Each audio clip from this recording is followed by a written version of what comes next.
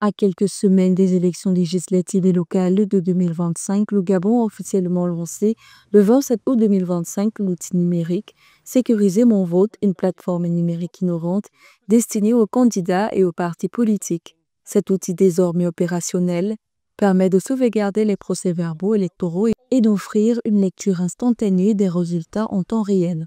Selon ses concepteurs, l'outil vise à réduire les risques de fraude et à garantir un suivi fiable du déroulement des élections, offrant ainsi aux acteurs politiques et aux citoyens un niveau inédit de transparence. Cette initiative s'inscrit dans un contexte où le Gabon cherche à moderniser ses processus électoraux et à renforcer la confiance dans les institutions.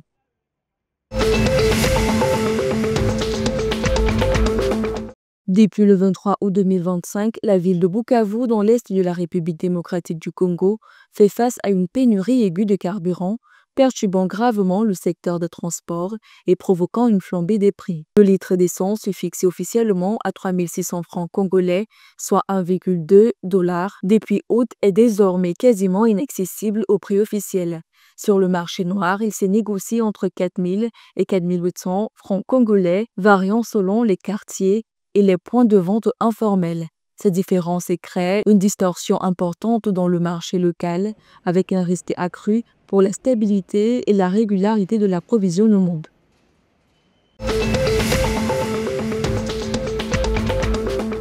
Face à la recrudescence du cas de choléra dans plusieurs régions du Congo, les autorités congolaises ont annoncé le lancement d'un fonds d'urgence des ripostes sanitaires.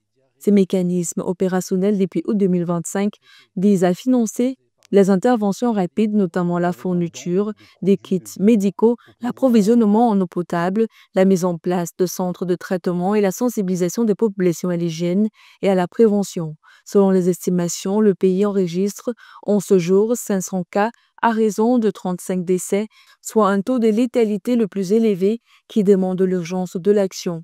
La représentante de l'Union européenne au Congo, Anne Marshall, présente à la cérémonie de lancement du dit fonds, a souligné par ailleurs que l'Union européenne a débloqué 220 000 €, qui représentent approximativement 540 millions de francs CFA.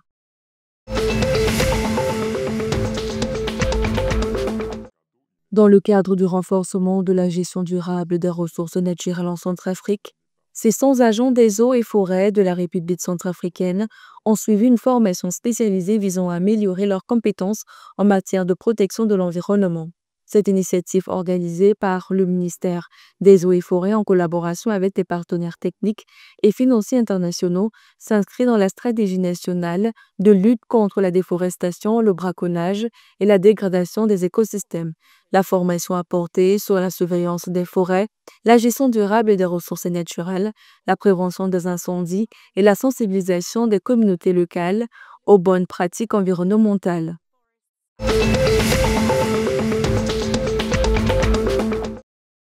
La Confédération africaine d'athlétisme a désigné le parcours N'Djamena Coulibaly comme cadre de sa prochaine course sur la route prévue le 6 septembre 2025. Cette compétition transfrontalière qui s'inscrit dans le calendrier officiel des événements africains d'athlétisme vise à promouvoir la pratique de la course sur route. Selon les organisateurs, le choix de ce parcours entre N'Djamena et Coulibaly a été motivé par la sécurité du tracé, la qualité des infrastructures locales et la capacité à accueillir un grand nombre de participants, renforcer les échanges sportifs régionaux et attirer les meilleurs athlètes du continent.